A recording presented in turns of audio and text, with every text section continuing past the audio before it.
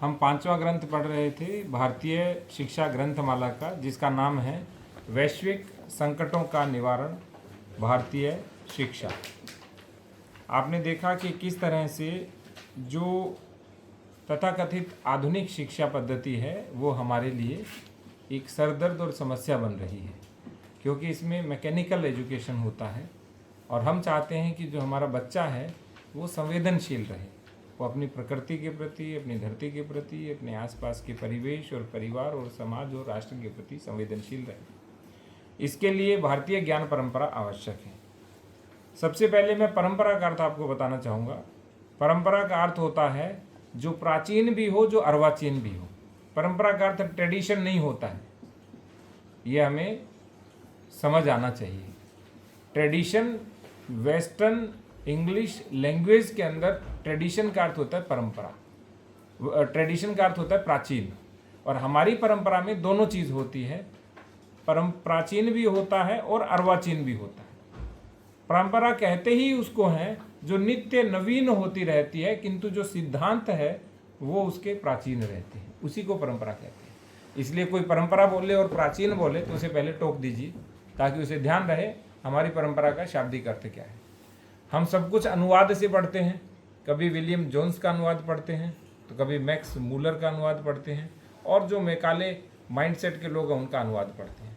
तो सारी समस्या अनुवाद से ही उत्पन्न होती है। पिछली बार हमने पढ़ा कि किस तरह से जो पश्चिम का राहु है, अर्थात पश्चिमी शिक्षा का जो राहु है, उसे यदि हमें अपने से मुक्त करना है तो क्या करते हैं? नवग्रह पीड़ा हर स्रोत पढ़ते हैं कि नहीं पढ़ते? किसी ग्रह की समस्या होती है तो यहाँ हम पढ़ेंगे दो चीज़ें, कि जब नई और स्वतंत्र शिक्षा योजना बनानी है तो शिक्षा के सार्वत्रिक आलंबन निश्चित करने पड़ेंगे। पृष्ठ 288, अंतिम 3 पंक्तियां। दो बातों पर विचार करना पड़ेगा। पहली बात कि चरित्र निर्माण को समस्त शिक्षा योजना का आधार बनाना होगा, और जिसका चरित्र अच्छा है उसको आजीविका 100% मिलेगी, ये गारंटी है। और चरित्र निर्माण जैसी महत्वपूर्ण बात वर्तमान शिक्षा योजना से पूरी तरह से लुप्त है। आप जो 6 विषय हैं उसमें देख लीजिए चरित्र निर्माण किस विषय में होता है। विज्ञान में ना फिजिक्स में, ना केमिस्ट्री में, ना मैथ में, ना भाषा में। इसी तरह से जो कक्षा 6 से 10 तक के 6 विषय हैं उसमें भी नहीं है। इससे सब लोग चिंतित होने लगे हैं, लेकिन परिणामकारी उपाय किसी के पास नहीं है। और जब उपाय परिणामकारी नहीं हो तो वो प्रभावकारी नहीं होता, और प्रभावकारी नहीं हो उससे यश नहीं मिलता, इसीलिए इससे यश भी नहीं मिल रहा है। तो चरित्र निर्माण की शिक्षा को लोग भिन्न भिन्न प्रकार से बोलते हैं। कोई इसे जीवन मूल्यों की शिक्षा कहता है, कोई केवल मूल्य शिक्षा कहता है, कोई वैल्यू एजुकेशन कहते हैं, कोई नैतिक शिक्षा कहते हैं, और विद्या भारती जैसे जो संगठन हैं वो हमारे नैतिक आध्यात्मिक शिक्षा इसको कहते हैं। कोई इसे अच्छे मनुष्य बनने की शिक्षा कहता है, कोई मानवता बनने की शिक्षा कहता है। ये सभी नाम भारत के लिए उपयुक्त तो हैं, लेकिन भारत में ये नाम चल नहीं सकता है। ये हमने क्या किया है? पश्चिम का अनुवाद करके भारतीयों को परोसा है। भारत के लिए इसका एक ही शब्द है, वो है धर्म शिक्षा। और जैसे ही धर्म शब्द आता है सब संकोच करने लग जाते हैं, और धर्म के स्थानापन्न या पर्यायवाची दूसरे शब्दों का प्रयोग करते हैं कि भाई हम धर्म नहीं बोलेंगे, क्योंकि हम तो धर्मनिरपेक्ष हैं। हमें समझना चाहिए हम धर्मनिरपेक्ष नहीं हैं। भारत की हर व्यवस्था धर्म आधारित है। भारत केवल और केवल पंथ, संप्रदाय, मजहब, रिलीजन, विचारधारा के निरपेक्ष हो सकता है, धर्म के सापेक्ष ही रहेगा। क्योंकि धर्म का अर्थ है विश्व नियम, धर्म का अर्थ है समाज नियम, धर्म का अर्थ है व्यक्ति के लिए नियम, और धर्म का अर्थ है अनुशासन। आप मनु के 10 धर्म देखिए क्या है। क्या इसमें किसी प्रकार का कोई पंथ है? प्रत्येक व्यक्ति अपना सकता है। श्रीमद् भगवद गीता में जो बात कही गई है, कहीं पर नहीं बोला गया है हिंदू और नॉन हिंदू। वहाँ पे 2 ही व्यक्ति हो सकते हैं, या तो अधर्मी होता है या धर्मी होता है। अधर्मी का अर्थ है जो समाज को धारण करने के नियमों का पालन नहीं करता। दृष्टांत के रूप में जो प्रकृति को नष्ट करता है वो अधर्मी है, जो समाज के किसी व्यक्ति को नष्ट करता है वो अधर्मी है, जो जीव को नष्ट करता है वो अधर्मी है, जो पंच महाभूतों को नष्ट करता है वो अधर्मी है। तो वहाँ पे किसी व्यक्ति की बात ही नहीं हुई। इसीलिए भारत का जो ग्रंथ है, श्रीमद् भगवत गीता है, रामचरितमानस है, महाभारत है, वेद हैं, उपनिषद हैं, ये सर्व मानवता के ग्रंथ हैं। इसको व्यक्ति में बांधने नहीं चाहिए, ना हिंदू जाति में बांधना चाहिए। ये पूरे विश्व का संविधान है, पूरे विश्व के ग्रंथ हैं। हमने कभी बात ही नहीं की कि या तो हम या तुम। हम कहते हैं मैं नहीं तू ही, अर्थात मेरे से पहले तू। जब ये विचार आए तो उसे हम क्या कहते हैं? धर्म कहते हैं। तो आज धर्म प्राण भारत में धर्म का नाम लेने में जब संकोच की स्थिति का सामना करना पड़ता है तो धर्म संज्ञा को विवादों से मुक्त करने का बीड़ा हमें उठाना चाहिए। हम कौन? ज्ञान क्षेत्र के लोग। और ज्ञान क्षेत्र के लोग कौन हैं? सारे शिक्षक। और विवाद मुक्त धर्म को शिक्षा का आधार बनाना चाहिए, क्योंकि जानबूझकर इसको विवादित संज्ञा बनाया गया, जबकि धर्म कहीं से भी विवादित संज्ञा नहीं है। क्योंकि धर्म को पंथ के साथ घालमेल कर दिया गया और फिर इसको रिलीजन शब्द दे दिया गया और फिर सब इंग्लिश में अनुवाद पढ़ते हैं। कोई धर्म को धर्मा पढ़ता नहीं है, धर्म को रिलीजन पढ़ने लगे सभी। यहीं से समस्या पैदा हो गई, क्योंकि हम फिर रिलीजन का शाब्दिक अर्थ क्या है? रिलीजन रेलिगियर से बना है। रेलिगियर क्या है? जो राज्य को नियंत्रित करे वो रिलीजन होता है। इसीलिए तो पश्चिम के अंदर राज्य से मुक्त किया गया ईसाइयत को, दोनों को अलग अलग रखा गया। हमारे यहाँ ऐसा नहीं है। हमारे यहाँ एक में अनेक हैं, एक से अनेक हैं और एक ही अनेक हैं। अर्थात एक में सब अनुस्यूत हैं और सब में वो एक अनुस्यूत है। इसको दूसरा यदि हम दृष्टांत दें, यथा पिंडे तत् ब्रह्मांडे, पूरे ब्रह्मांड में जो है वो एक छोटे से कण में भी विद्यमान है, और वो जो कण है वो पूरे ब्रह्मांड का भी प्रतिनिधि है। उस कण को आप सोच के देखिए। आपने कभी देखा कि जब चावल घर पे बनाते हैं तो सारे के सारे चावल चख के देखें? देखा कभी गृहिणी को? भाई सारे चावल चख लेते हैं। एक चावल के आधार पे हम निर्णय ले लेते हैं कि सारे चावल पक गए हैं, और 100% कच्चे भी नहीं निकलते, पके निकलते हैं सारे। तो इसी तरह से हमारे यहाँ एक व्यक्ति में इतनी क्षमता मानी गई है कि वो पूरे ब्रह्मांड का प्रतिनिधित्व करता है। इसीलिए दो छोटे छोटे दृष्टांत बताऊंगा। रामकृष्ण परमहंस जी जो थे, एक बार जब वो काली मैया के सामने बैठे थे, उनके पीठ में पीड़ा हो रही थी, कराह रहे थे। सब लोग देखने लगे कि बैठे बैठे क्यों करा रहे हैं, क्योंकि उनके पीठ के ऊपर गाय के पंजे के चिन्ह थे। तो उन्होंने कहा गाय के पंजे के चिन्ह कहाँ आ गए? जब बाहर की ओर देखा तो जो बाहर बगिया बनी हुई थी उसमें गौ माता चर रही थी। तो जैसे जैसे वो चल रही थी वो जो चिन्ह हैं वो रामकृष्ण परमहंस जी की पीठ के ऊपर बन रहे थे। क्या कारण था उसका? क्योंकि बगिया के साथ उनकी इतनी एकात्मता थी कि वो उसकी पीड़ा को स्वयं अनुभूत करते थे और उसकी हरियाली और प्रसन्नता को स्वयं अनुभूत करते थे। इसी तरह से गुरु गोलवलकर जी, जिनको श्री गुरु जी हम बोलते हैं, उनके दोनों हाथों में पीड़ा होती थी, बाएं हाथ में भी दाएं हाथ में भी, बहुत कराहते थे। तो उनसे पूछा गया कि इतनी पीड़ा का कारण क्या है? तो उन्होंने कहा कि भारत की दो बाजुएं कट गई है, पाकिस्तान और बांग्लादेश के रूप में। वो संपूर्ण देश के साथ आत्मीयता का अनुभव करते थे। और मैं आपको गारंटी से कहता हूं, जिस दिन आपने अच्छे से शिक्षा के मर्म को समझ लिया, आप भी शिक्षा के साथ अपनी आत्मीयता अनुभव करने लगेंगे और अपना ज्ञान सामने वाले में संधान कर देंगे। लेकिन 3 काम तो करने पड़ेंगे आपको।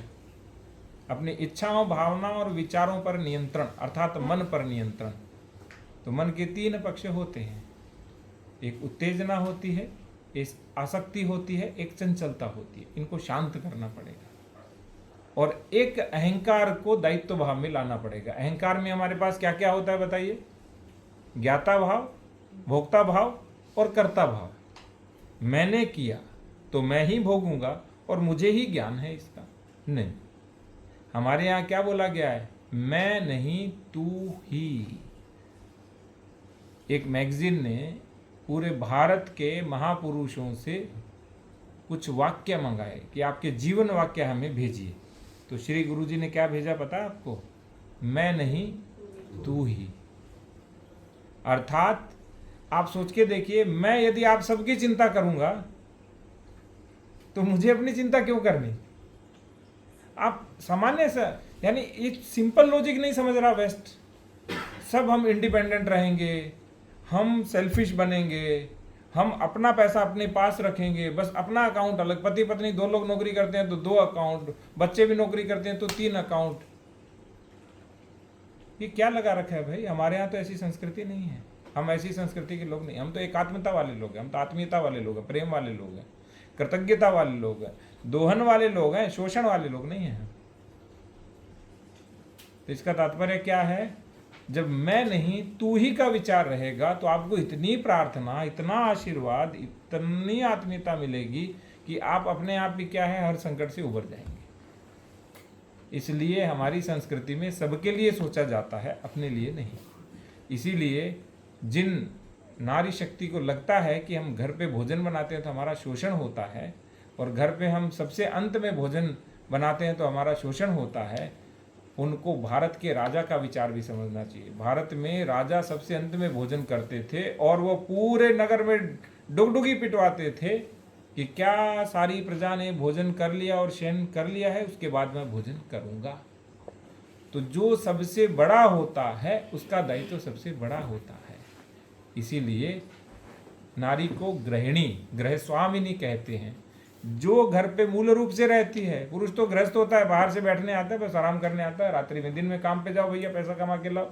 और नारी शक्ति को तो बस ये जो बंधन टूटा कि नारी को पैसा देना छोड़ दिया, खुद ही नशा करना या इधर उधर अपव्यय करना शुरू किया, इसी से हमारा समाज धीरे धीरे टूटने लगा। तो गहरी बातें जितनी सरल होती है उतना समझने के लिए समय भी चाहिए होता है। इसीलिए हमने कहा कि हम औपनिषदिक पद्धति से पढ़ेंगे, धीरे धीरे पढ़ेंगे, समय लगे, लेकिन जो आप समझोगे आपको आनंद भी आएगा। आप जब शिक्षण कार्य करोगे आपको गौरव और गर्व की अनुभूति होगी। आपको कभी नहीं लगेगा छोटा कार्य लगेगा, आपको फिर लगेगा कि हम तो डीएम साहब से तो 100 गुना बड़ा काम कर रहे हैं। डीएम साहब क्या काम करते हैं? वो तो केवल मॉनिटरिंग करते हैं, हम तो निर्माण कर रहे हैं, है या नहीं? और उस निर्मिति के अंदर आप भी हो। कुंभकार जब घट बनाता है, सुनार जब आभूषण बनाता है, लुहार जब औजार बनाता है, तो उस घट में, उस आभूषण में और उस औजार में वो तीनों लोग भी बैठे होते हैं। पता है आपको? पता है आपको? क्योंकि वो नहीं होते तो बनता ही नहीं। इसी तरह से जब परमात्मा ने हमें बनाया तो परमात्मा है, अर्थात अस्तित्व के रूप में है। आप ऐसे नहीं कि आप उसमें घुस गए, आप उसके अस्तित्व के कारक हो, आप उसमें शामिल हो, आप उसमें समाहित हो, इस रूप में आप हैं। इसीलिए परम तत्व हमारे में है। इसीलिए कुछ लोग कहते हैं कि भगवान को दिखाओ। अरे भाई, भगवान को दिखाने के लिए भगवान को प्राप्त करने की तपस्या करो, भगवान को प्राप्त करने के शास्त्र पढ़ो। दूसरी बात क्या बोलते हैं वो, यदि भगवान ने बनाया है तो इतना बुरा क्यों बनाया या इतना अच्छा क्यों बनाया, ऐसे बोलते हैं ना। तो भगवान अपने अनुसार कुछ नहीं करते हैं, भगवान ने आपको स्वतंत्र कर दिया है। भगवान कहते जैसा कर्म करेगा बंदे वैसा ही फल पाएगा। बोया पेड़ तो आम कहाँ से खाएगा। तो जब पितामह भीष्म से पूछा गया, पितामह भीष्म ने भगवान कृष्ण से पूछा कि कृष्ण, मेरा क्या दोष था? मैं पिछले 99 जन्म देख रहा हूं, किसी भी एक जन्म में मैंने ऐसा कोई पाप नहीं किया जिससे मुझे शरशैया पर शयन करना पड़े। तो भगवान कृष्ण ने कहा कि पितामह आप 100वां जन्म देखिए। हाँ, उस समय आप सेनापति थे, आपका रथ जा रहा था, एक घायल सर्प पड़ा था, आपने उठा करके उसको झाड़ियों में डाल दिया और उसके शरीर से, सर्प के देह से रक्त टपकता रहा और धीरे धीरे उसकी मृत्यु हुई। इसीलिए वही प्रारब्ध आपके आड़े आ रहा है। इसलिए हमारे यहाँ पे बहुत स्पष्ट बोला गया है, हमारे यहाँ क्या स्पष्ट बोला गया है कि प्रारब्ध के आधार पे आपको संसार के सारे उत्तर मिलेंगे। इसीलिए हमें दोषारोपण नहीं करना, अपने आप को श्रेष्ठ बनाते हुए चलना है।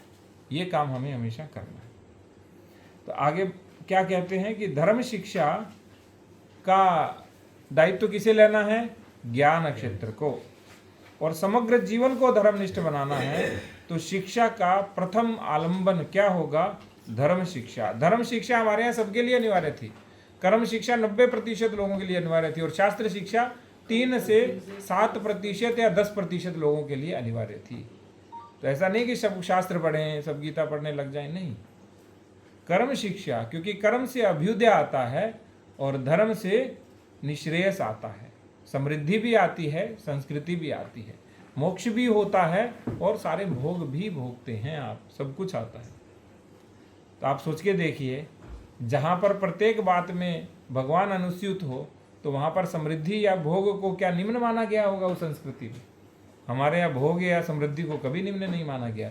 लेकिन भोग अपने लिए नहीं, अपने लिए भोगने के बाद जो बचे वो दूसरों के लिए, ये नियम है।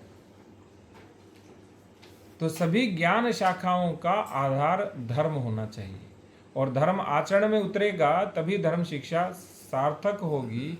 इसलिए धर्म को समझें, उसे सैद्धांतिक से अधिक व्यवहारिक विषय बनाएं और किसी भी विषय के प्रगत अध्ययन के लिए प्रवेश हेतु अनिवार्य योग्यता यदि किसी को चाहिए, विद्यालय में प्रवेश तभी मिलेगा जब आपको धर्म शिक्षा है परिवार ने दी हुई। धर्म का अर्थ क्या है? आप विनयी हैं। आप पैसे वाले हैं इसलिए आपको प्रवेश नहीं मिलेगा। आप विनयी होने चाहिए, आप संयमी होने चाहिए, सत्यवादी होने चाहिए, सेवा भावी होने चाहिए, राष्ट्रभक्त होने चाहिए, दायित्व बोध से युक्त होने चाहिए। यदि ये नहीं है तो आपको उच्च शिक्षा का कोई अधिकार नहीं है। आज क्या स्थिति है बताइए? धन वाले को, पैसे वाले को शिक्षा है, जिसके पास पैसा नहीं उसको शिक्षा नहीं। शिक्षा के लिए क्या धन योग्यता होनी चाहिए? योग्यता ये होनी चाहिए, विनयी, संयमी, सत्यवादी, सेवाभावी, राष्ट्रभक्त और दायित्वबोध। अन्यथा वो शिक्षा दूषण बन जाएगा पूरे समाज के लिए और यही हो रहा है आज के दिन। इसका अर्थ ये भी है कि किशोरावस्था तक ये सारे उत्तम गुण विद्यार्थी को घर में और विद्यालय में मिल जाना चाहिए ताकि उच्च शिक्षा का उसको अधिकार है वो मिले। तो आप सोच के देखिए, कक्षा 1 से 8 तक हमें बच्चों को क्या बनाना है? विनयी, संयमी, सत्यवादी, सेवाभावी, राष्ट्रभक्त और दायित्वबोध। ये दीदी इसमें है सब। दूसरा आलंबन क्या है? काम करना सिखाना। तो पहला आलंबन क्या था हमारा? चरित्र निर्माण की शिक्षा जो धर्म पर आधारित होगी। और दूसरा आलंबन क्या है? काम करना सिखाना।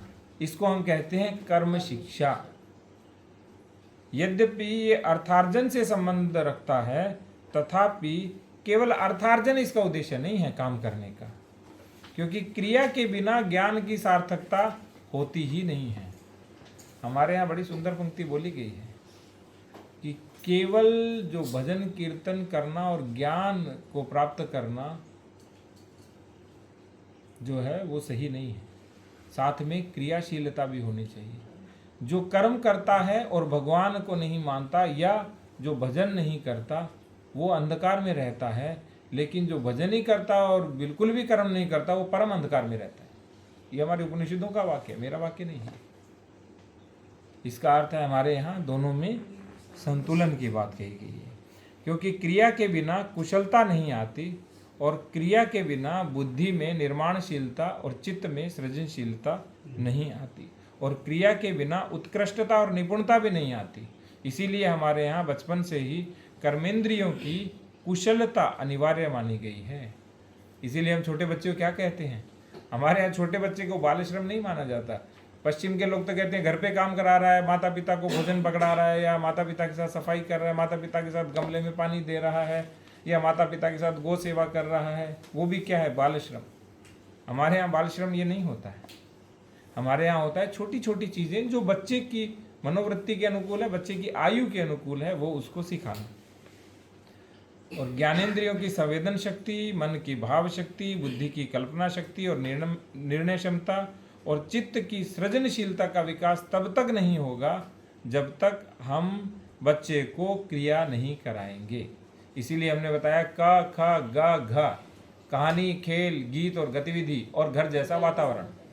ऐसा ही नहीं आया, वो इस कारण से आया है। तो इन सब के परिणाम स्वरूप हमें क्या मिलेगा, आत्मसंतोष, आनंद और प्रसन्नता। और आज सोच के देखिए, क्या आपके जीवन में आत्मसंतोष कितना है, आनंद कितना है और प्रसन्नता कितनी है। हम मूल बात है उससे वंचित हो रहे हैं, केवल पैसा है। पर एक तो गाना भी है ना, पैसा पैसा क्या करती, पैसे पे क्यों तू मरती है।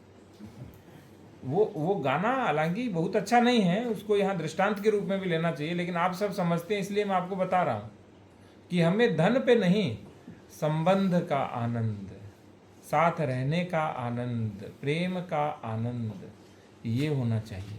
और अभी हमारी स्थिति क्या है, केवल धन, पति पत्नी 200 किलोमीटर दूर रहें कोई समस्या नहीं, बच्चे विदेश चले जाएं, खुद अकेले सड़ते रहें कोई समस्या नहीं, केवल धन धन धन।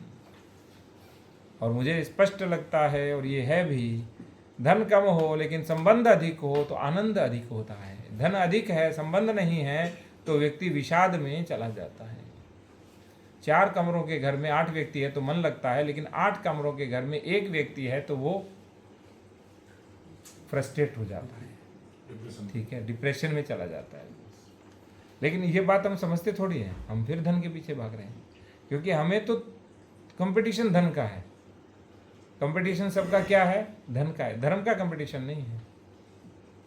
ना ज्ञान का कंपटीशन है किसी से, और न ही प्रेम का, ना आत्मीयता का, ना आनंद का, ना प्रसन्नता का, है ही नहीं। यदि 15 घंटे काम करने के बाद भी आपको तनाव शून्य रहे और अच्छी निद्रा आए तो समझ लीजिए वो कर्म आपके लिए क्या आनंददायी है। हमारे लिए तो ये स्थिति होती है, हम तो कितना भी काम कर लें पर हम आनंद में रहते हैं। तो ऐसे व्यक्तियों का जो बना समाज होता है जिसमें आत्मसंतोष, आनंद और प्रसन्नता नहीं होती, वो समाज यांत्रिक होता है, रुक्ष होता है। वहाँ नृत्य, गीत, संगीत निम्न स्तर के होते हैं, रसिकता, सौंदर्य बोध और अभिव्यक्ति साधारण स्तर के होते हैं, और जिसको इनका कभी अनुभव हुआ ही न हो उसे उससे वंचित रहने का दुख भी नहीं होता। इसलिए भारत को परिवार से अलग रहने पर दुख होता है, पश्चिम को परिवार से अलग रहने पर कोई दुख नहीं होता, क्योंकि उनकी संस्कृति में नहीं है परिवार, ठीक है। और परिवार है भी तो 18 वर्ष के बाद स्वतंत्र हो जाएगा, अलग अलग रहो सभी। परंतु मनुष्य ऐसे उच्च कोटि के अनुभवों के लिए है और उसे उसी के अनुरूप बनना चाहिए, इसके लिए कर्म शिक्षा है। तो हमें उच्च कोटि के अनुभव लेने हैं। जब उच्च कोटि के अनुभव होंगे, निम्न कोटि के अनुभव अपने आप आ जाएंगे। मैं एक बहुत सरल सूत्र बताता हूँ। किसी को प्रसिद्ध होना है ना, तो फोटो और ये सब यूट्यूब पे डालने की आवश्यकता नहीं होती किसी भी प्रकार की। धीरे धीरे आपकी ख्याति माउथ पब्लिसिटी के माध्यम से सबके पास पहुंच जाती है कि आप कितने परिश्रमशील हो, आप कितना कार्य करते हो। और लोग कहते हैं कि भाई साहब आपका फार्म मैं भराऊंगा, इस बार आपका मैं भरवाऊंगा, आपका मैं भरवाऊंगा। आगे से लोग कहते हैं। आपकी ख्याति मुझे कैसे पता चली? भाई आप चुने हुए तो हो, 5300 लोग हैं ना यहाँ पे, 15 लोग ही क्यों बैठे, 20 लोग ही क्यों बैठे? कोई कारण तो होगा, ठीक है। और आपका नाम ऐसा तो है नहीं मैं आज गया तो कल भूल जाऊंगा, स्मरण भी रहेगा कि भाई ये लोग हैं, ठीक है। तो धीरे धीरे जो काम करने की शिक्षा है, कर्म शिक्षा है, उससे व्यक्ति अपने आप प्रगति करता जाता है। कर्म शिक्षा का साधारण अर्थ होता है काम करना सिखाना। असंख्य काम होते हैं, उठना, बैठना, खड़े रहना, चलना, सफाई करना, पुड़िया बांधना, बिस्तर लगाना, भोजन बनाना, फर्नीचर लगाना, रास्ते बनाना, मकान बनाना, वस्त्र बनाना, खेती करना, विभिन्न प्रकार के पात्र बनाना, असंख्य काम होते हैं। तो कोई भी व्यक्ति अपनी रुचि, आवश्यकता और क्षमता के अनुसार हर काम सीखे। जिस प्रकार हर व्यक्ति के लिए धर्म शिक्षा अनिवार्य है, उस प्रकार अधिकांश लोगों के लिए लिखा है, यहाँ पे ध्यान रखिएगा। तो अर्थात लगभग 90% लोगों के लिए क्या आवश्यक है? काम शिक्षा। क्योंकि जो शास्त्र का अध्ययन करते हैं उनको काम करने की आवश्यकता नहीं होती है। तो बहुत कम लोग होते हैं जिनको काम नहीं करना, बाकी सबको काम करना है। और आज क्या कहते हैं, बेटा कुछ मत कर, तू पढ़ ले बस। यही बेटे का संकट है। बाद में बड़ा होगी कि बेटा वो लेके आना, फिर मन ही मन सोचता है माँ ने तो बचपन से बोला बेटा पढ़ ले, कुछ मत कर। अब पढ़ने वाला उसने सुना नहीं, कुछ मत कर उसने सुन लिया। क्योंकि जो नहीं होता है वो चित्त पट पे अंकित हो जाता है, और जो सकारात्मक चिंतन होता है वो अभ्यास से अंकित होता है, नहीं एक बार में अंकित हो जाता है। इसीलिए कहते हैं कि 8 वर्ष तक के बच्चे, 5 वर्ष तक के बच्चे पर तो कम से कम यदि हो सके तो 8 वर्ष तक के बच्चे के सामने नहीं शब्द का प्रयोग नहीं करना चाहिए।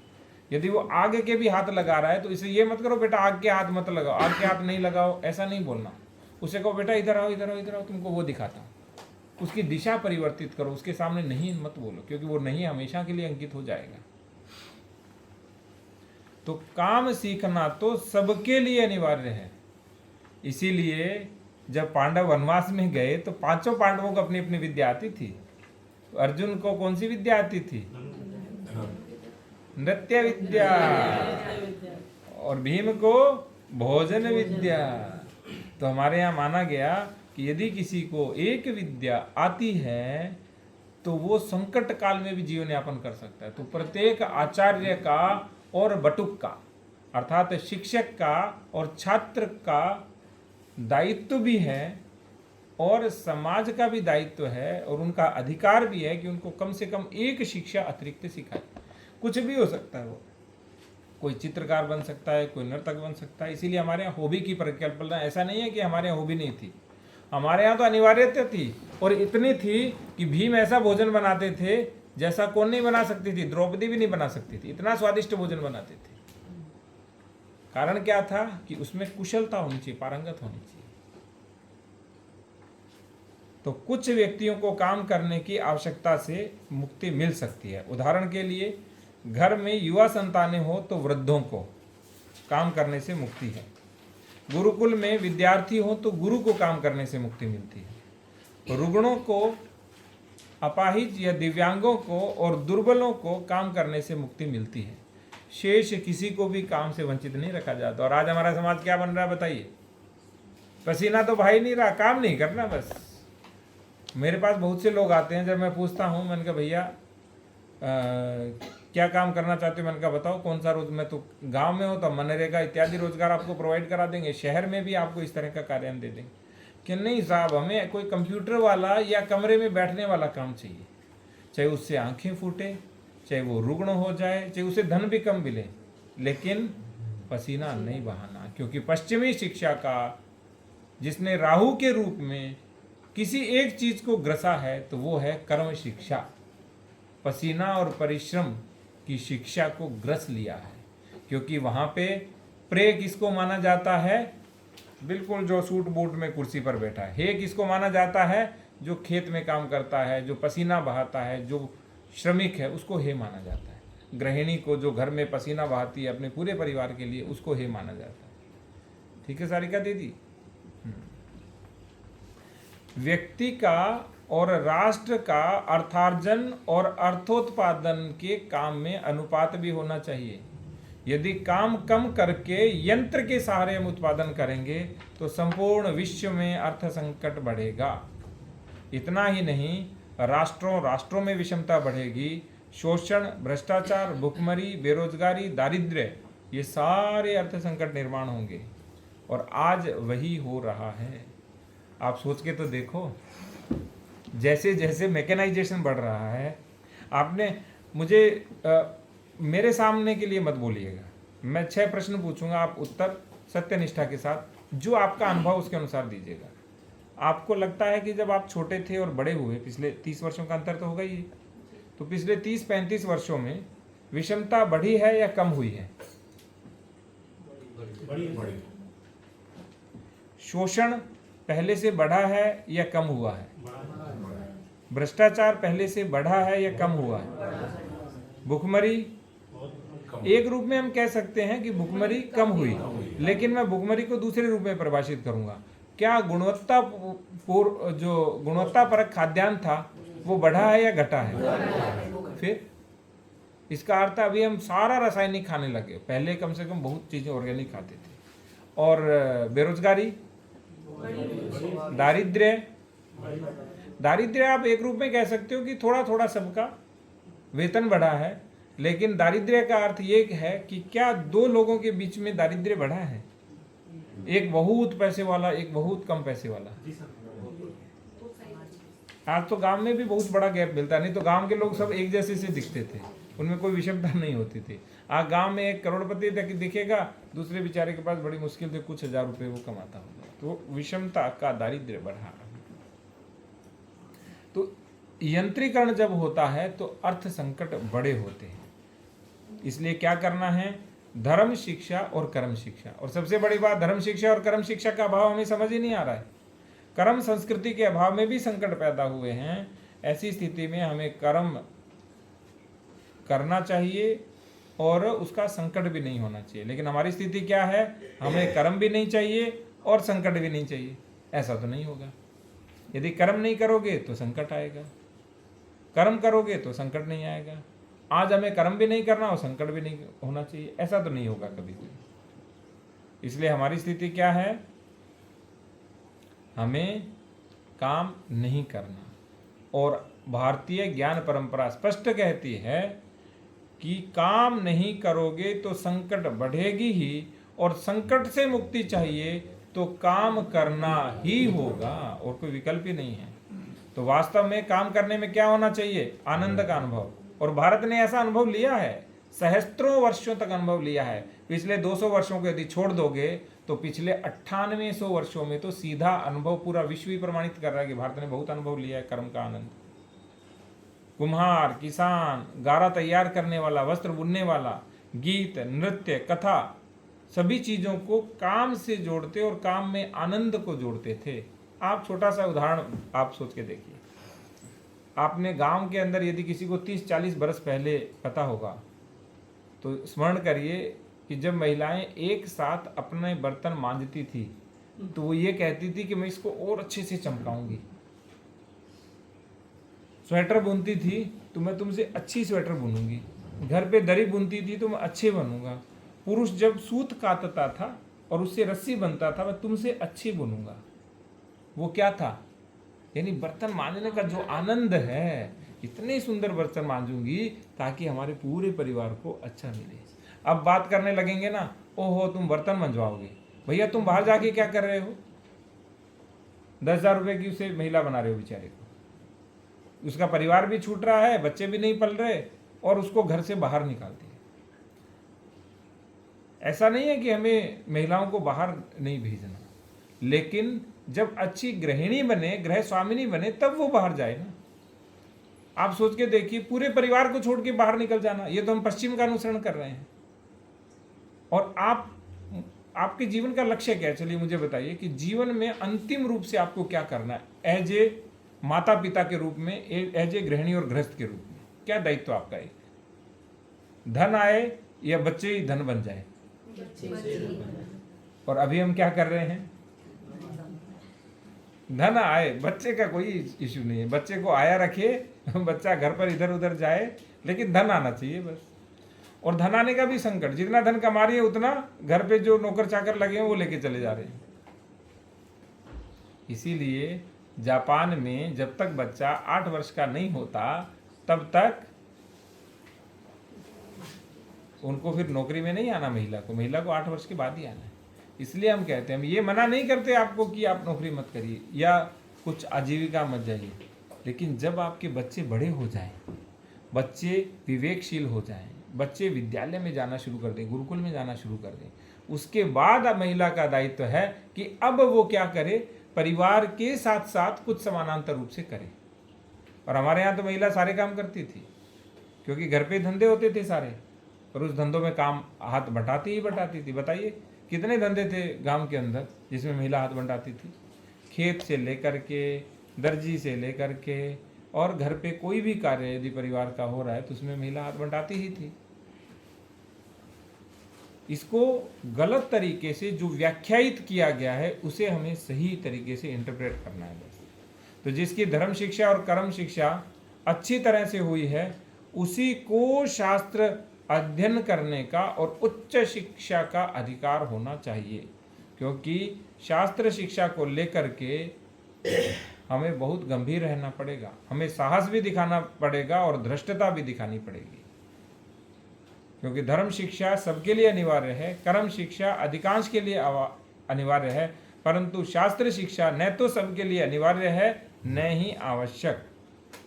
वास्तव में समाज के 5-10% लोगों के लिए ही शास्त्र शिक्षा आवश्यक है और सबके लिए शास्त्र शिक्षा का निषेध नहीं, परंतु शास्त्र शिक्षा लेकर कुछ बातों की स्पष्टता होनी चाहिए।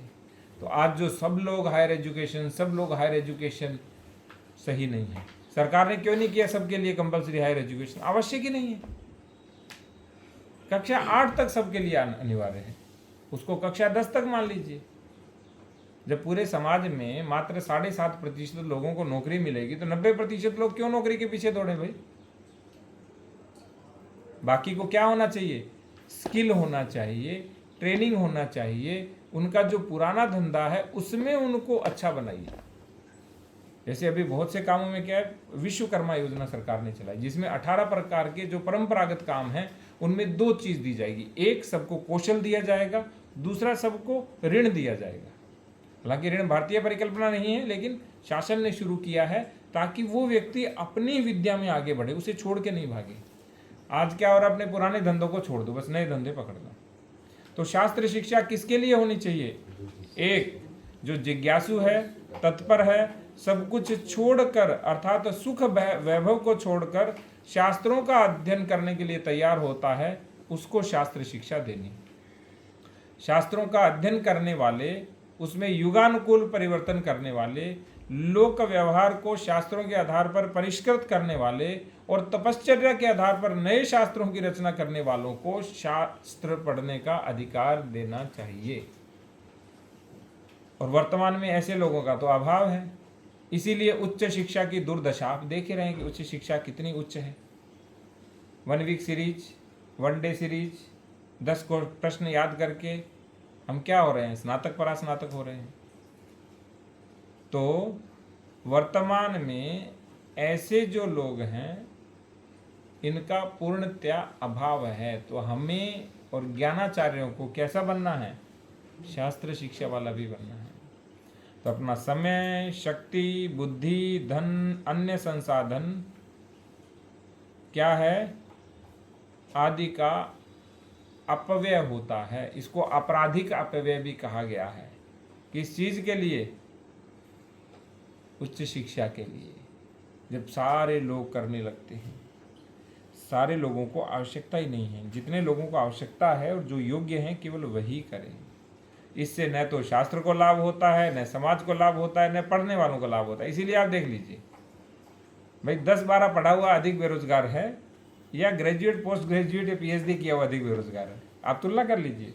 10-12 पढ़ा हुआ अपना धंधा बढ़िया कर रहा है, वो अपना दुकान खोल करके बढ़िया धंधा कर रहा है, अपनी किसानी कर रहा है, बाकी सब काम वो कर रहा है।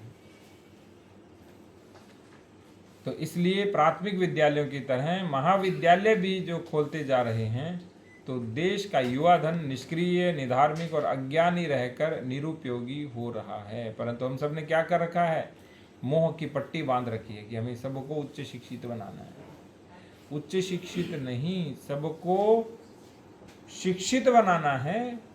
आधार रूप सबको मिलना चाहिए, लेकिन उसके बाद उसके कर्म की, रोजगार की शिक्षा होनी चाहिए। इसीलिए आपने देखा कि माननीय प्रधानमंत्री महोदय भी क्या कर रहे हैं, अधिक से अधिक स्किल के अंदर जाए बच्चा, कक्षा 10-12 के बाद स्किल में चला जाए, अधिक से अधिक एंटरप्रेन्योरशिप में चला जाए, बिजनेस में चला जाए, साइंटिफिक एग्रीकल्चर में चला जाए, अन्य चीजों में जाए। सब लोग क्यों भाग रहे हैं भाई शास्त्रीय शिक्षा? अभी आपको विचित्र लगेगी संकल्पना कि यार ये क्या बात हुई, लेकिन अध्ययन पूर्ण करेंगे तब आपको समझ आएगा कि हाँ क्यों बोला जा रहा है।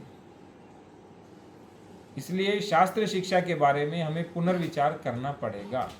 140 करोड़ के देश में 10% के अनुसार 14 करोड़ लोग और 5% के अनुसार 7 करोड़ लोग शास्त्रों से परिचित होने चाहिए। और कुल जनसंख्या का 1/4 हम विद्यार्थी भी मान लें तो लगभग कितने विद्यार्थी होंगे? 140 का 36 करोड़ होंगे, सीधा 35-36 करोड़ होंगे। और 5% शास्त्रों की शिक्षा के योग्य समझें तो कितने हो जाएंगे बताओ? 1,80,00,000 होने चाहिए। और 10% ले लो तो क्या हो जाएंगे? ठीक है, औसत 4 करोड़ मान लीजिए, क्योंकि हम अभी औसत ही ले रहे हैं। तो 4 करोड़ लोगों को क्या चाहिए? उच्च शिक्षा की व्यवस्था चाहिए। और अभी हम क्या कर रहे हैं बताइए? और उससे क्या हो रहा है? तो आपको पता चला क्यों बेरोजगारी बढ़ रही है। तो समय आने पर बच्चे को दिशा दे देनी चाहिए। जैसे हमारा भांजा, तो हमने कक्षा 11 के बाद कहा कि भैया धंधा करो, ठीक है, तो वो काम सीखने लग गया अपना। कारण क्या है इसका? क्योंकि सभी को नहीं चाहिए ना, वो बढ़ भी नहीं पा रहा है। हम इसको कह रहे हैं नहीं तू पढ़ पढ़ बेटा, तू पढ़ ही पढ़, मैं तेरे लिए सब कुछ करूँगा, चांद तारे तोड़ लाऊंगा, धन धान्य ला के दे दूँ, बस तू पढ़। वो कह रहा है पिताजी मुझे नहीं पढ़ना, मुझे शिक्षा नहीं लेनी, मुझे रोजगार लेना है, मुझे कौशल दे दो। उसकी रुचि भी नहीं है, तो भी सब लोग क्या कर रहे हैं? उसे हाँ कर रहे हैं बेचारे को। ऐसा नहीं उच्च शिक्षा नहीं देनी, जिसकी रुचि है, जिसकी जिज्ञासु है, जो तत्पर है, उसे देनी है। और वो 4 करोड़ से अधिक लोग नहीं हो सकते हैं, विद गारंटी कहता हूँ मैं आपको। 4 करोड़ से अधिक बच्चे, लोग का अर्थ है बच्चे, 4 करोड़ का अर्थ हो गया 16 करोड़ लोगों के परिवार, ठीक है, या 20 करोड़ लोगों के परिवार, वो 20 करोड़ परिवार के सदस्य, ठीक है। तो उच्च शिक्षा के लिए इतने छात्र देना किशोर अवस्था की शिक्षा का दायित्व है। तो इतने छात्र तो मिले ही मिले। यदि इतने छात्र वास्तव में उच्च शिक्षा में न आए तो ये प्राथमिक और माध्यमिक विद्यालयों की विफलता मानी जाएगी। तो इसका तात्पर्य क्या? हमने कक्षा 12 तक तो अनिवार्य किया है ना, शिक्षा 12 तक तो अनिवार्य लेनी है, और उसके बाद शास्त्र शिक्षा के योग्य लोग ही आए।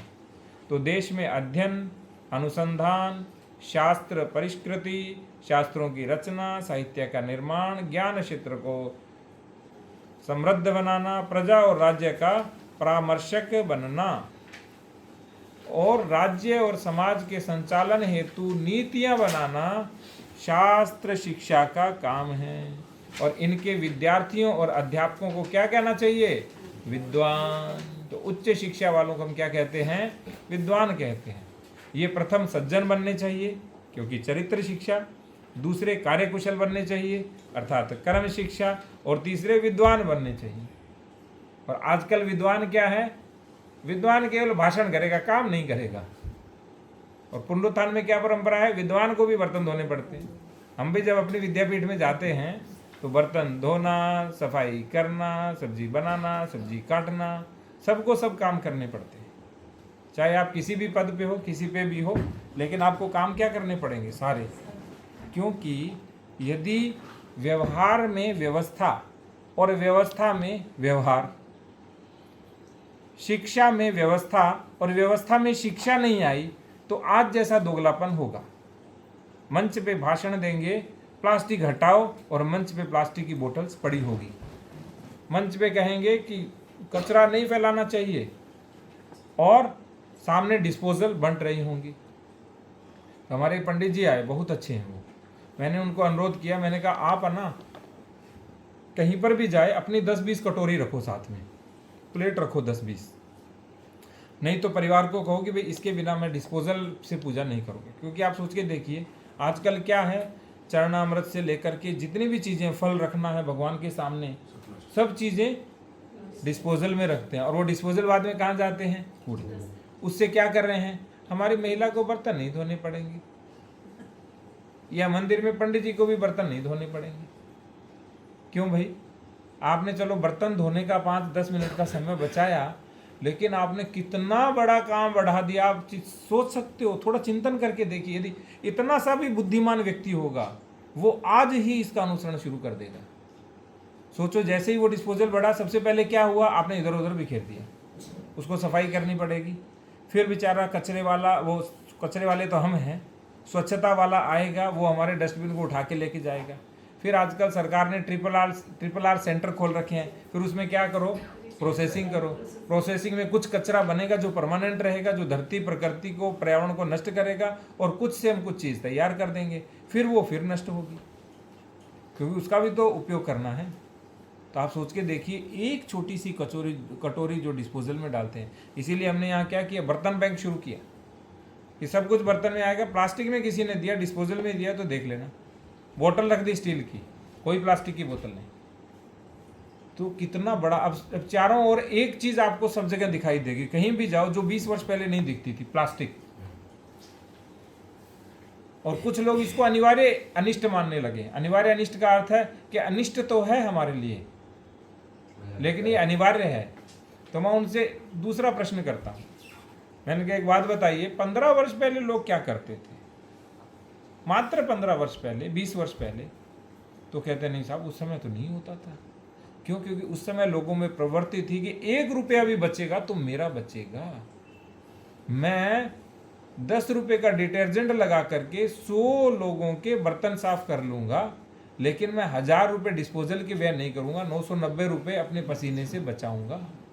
आज के साहब 990 रुपये लग जाए, लेकिन मुझे परिश्रम नहीं करना। और ये काम तो, अरे ये तो इतना खराब काम करूंगा मैं तो इतना बड़ा हो गया हूँ, अभी मैं इतनी बड़ी हो गई हूँ, मैं इतना काम क्यों करूँ? यानी फिर मैं कहूँगा, परिश्रम को और पसीने को हे मानने से, यंत्र को श्रेष्ठ मानने से सारे संकट पैदा होते हैं। एक छोटी सी चीज कितनी दूर तलक जाती है, देखिए। इसलिए विद्वान को क्या, अच्छा विद्वान कौन है? जो काम भी करता है। जो काम नहीं करता विद्वान नहीं है। लेकिन कुछ लोगों को बाहर रखा गया, जैसे गुरुकुल के आचार्य को, उनको इतने काम होते हैं कि वो काम नहीं कर पाएंगे। वो सबसे काम करवाएंगे लेकिन स्वयं नहीं कर पाएंगे। रुग्ण है वो नहीं कर पाएंगे, गर्भवती है वो नहीं कर पाएंगे, वृद्ध है वो नहीं कर पाएंगे। तो उन लोगों को इससे बाहर रखा गया। तो विद्वानों को क्या होना चाहिए? सज्जन। इसलिए आपको पहला क्या बनना है, दूसरा क्या बनना है? कार्यकुशल, और तीसरा विद्वान। और ये देश काल परिस्थिति के ज्ञाता हैं, और आए हुए और भविष्य के संकटों को भी जानने वाले होने चाहिए।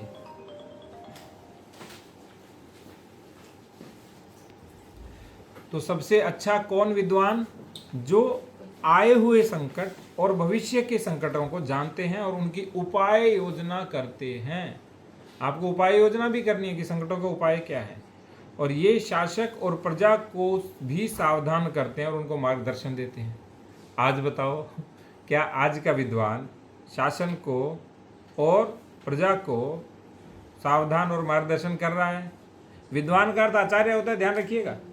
ये विद्वानों का प्रथम विद्वान आचार्य होता है। बाकी अन्य भी क्षेत्र के विद्वान हो सकते हैं, लेकिन प्रथम विद्वान कौन होता है?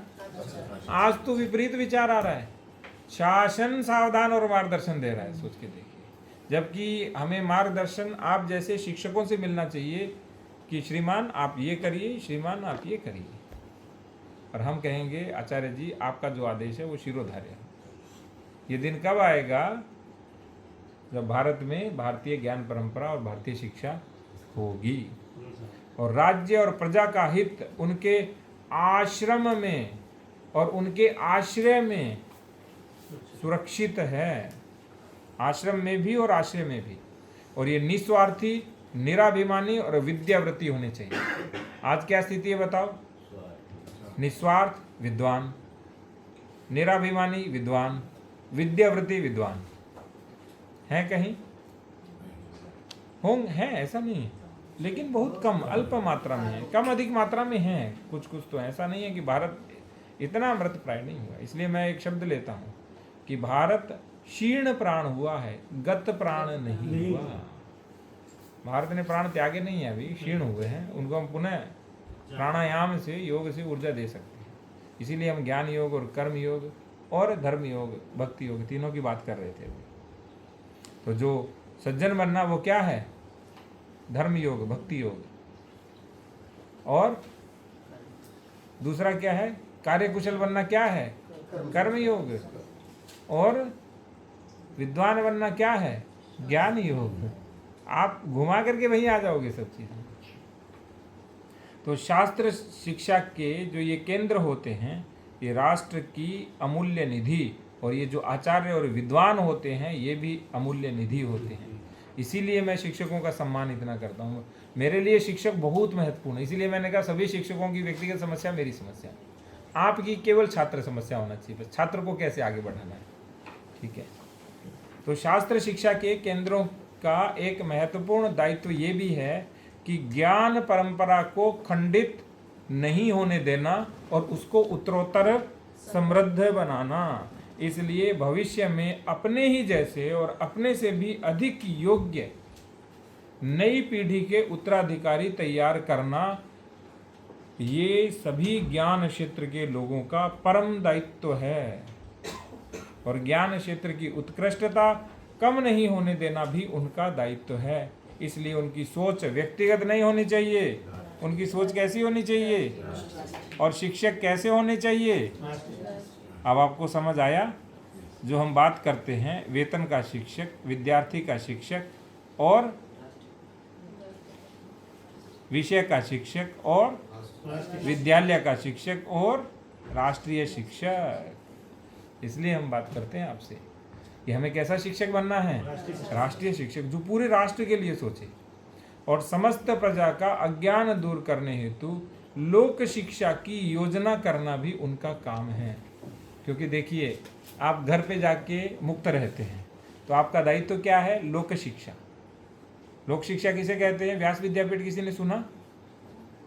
आपने सुने कुछ? क्या होता है लोक शिक्षा, बताइए। समाज के बारे में, समाज के लोगों को कुछ पढ़ाते रहे। आप माँ साहब हो भाई, सब सुनेंगे आपकी बात।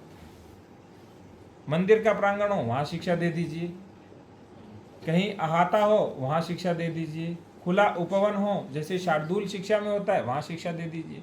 एक निश्चित क्रम में कुछ लोगों को, मोहल्ले वालों को बैठाना है बस, और कुछ नहीं करना। अब जिस गांव में रहते हैं उन गांव के 20 लोगों को बैठाना है। जैसे नारी शक्ति में 20 नारियों को बैठाकर शिक्षा दे। हमारे पास बहुत सामग्री है, जितनी सामग्री चाहिए उनको पढ़ाना है बस। तो समस्त प्रजा का अज्ञान दूर करने का काम भी किसका है? ज्ञानाचार्यों का, शिक्षा का। तो संक्षेप में संपूर्ण राष्ट्र का ज्ञान क्षेत्र शिक्षकों के आश्रय में रहता है और इन्हें साथ सहकार, मार्गदर्शन और परामर्श भी मिलता है धर्म क्षेत्र से। इसीलिए गुरुजी भी कहाँ जाते थे? धर्माचार्य के पास प्रणाम करने कि बताइए भी हमें क्या करना आगे। तो वास्तव में धर्म क्षेत्र और शिक्षा क्षेत्र एक ही सिक्के के दो पहलू हैं। एक के बिना दूसरा होता नहीं है और दूसरे के बिना पहले का औचित्य भी नहीं है। तो शिक्षा का प्रयोजन क्या है? राज्य और प्रजा को धर्म सिखाना। इस प्रकार शास्त्र शिक्षा का क्षेत्र संख्या में छोटा परंतु महत्व की दृष्टि से बहुत बड़ा है। तो इसीलिए एक शंकराचार्य आए, पूरे भारत में परिवर्तन कर दिया। एक रामानुज आए, सबको फॉलोअर बना लिया। एक रामकृष्ण परमहंस आए, सबको फॉलोअर बना लिया। एक प्रेमानंद जी महाराज आए, सबको फॉलोअर बना लिया। इसलिए शास्त्र शिक्षा बहुत महत्वपूर्ण है कि एक व्यक्ति आते ही क्या है, उस सबको क्या कर देता है? परिवर्तित कर देता है।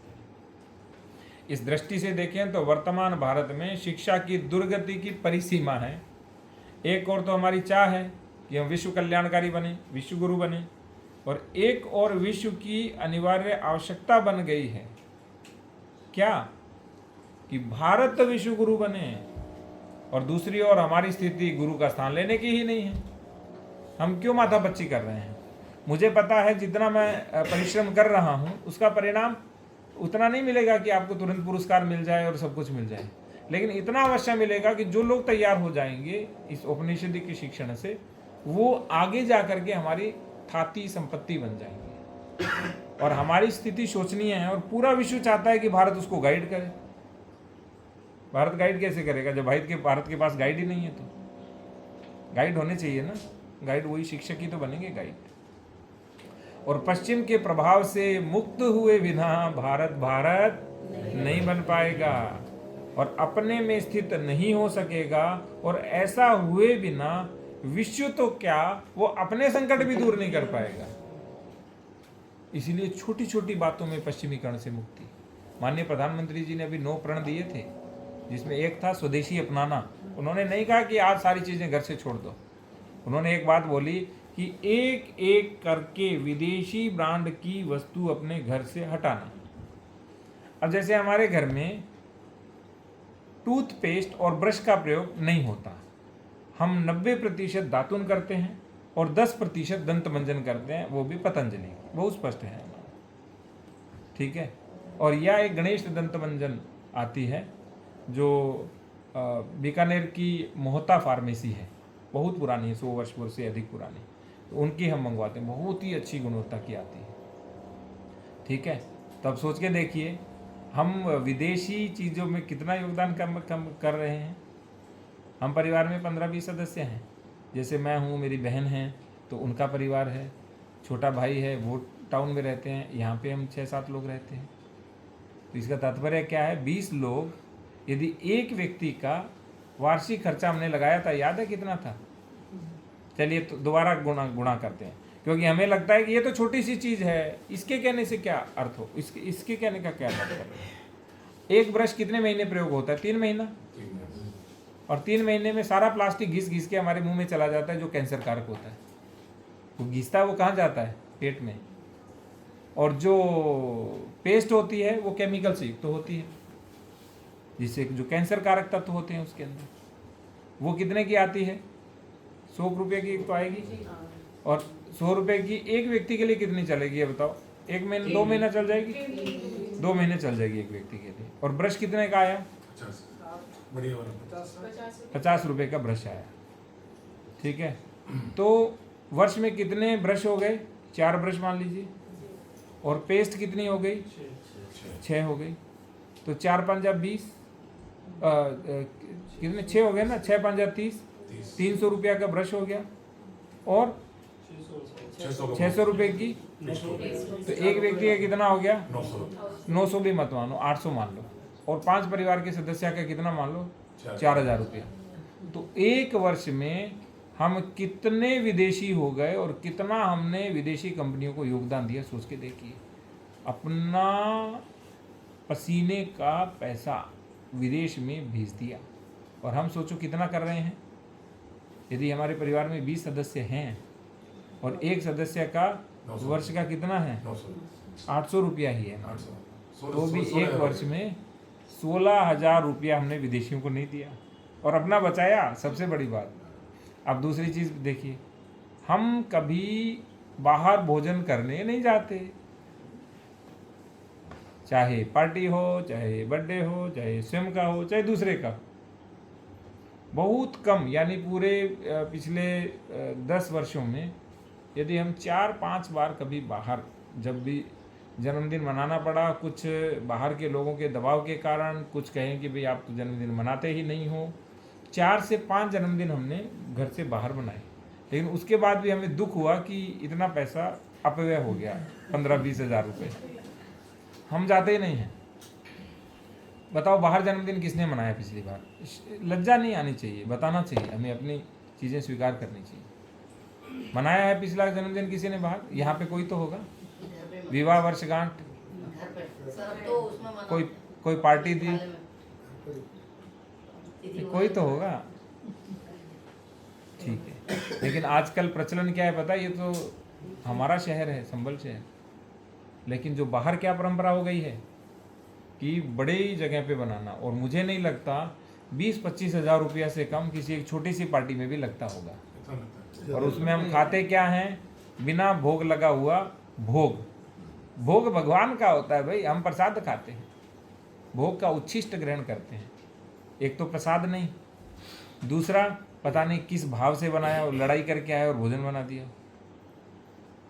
तो जैसा अन्न वैसा मन, जैसा मन वैसा अन्न, ठीक है। और अपव्यय हुआ सो अलग। और मैं गारंटी से कहता हूँ 25,000 रुपयों के बजाय यदि 5,000 रुपये का बढ़िया ऑर्गेनिक, जिसमें कुछ भी रसायन नहीं हो, घर पे ला के खिलाएंगे, उससे अधिक बना के हम खा सकते हैं। क्योंकि उसकी तो बेचारे की व्यवस्थाओं में, किराए में, अन्य चीज़ों में धन देना पड़ेगा ना उसे। वो भी कोई दोषी नहीं है, उसका अपना व्यवस्था, उसका अपना व्यवसाय है। उसका घर में पटड़े मनाते थे, मनाते ही नहीं थे भाई साहब, घर में मतलब मनाते ही नहीं थे।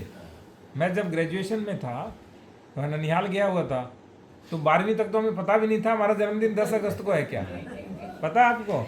पहले नहीं पता होता था ना।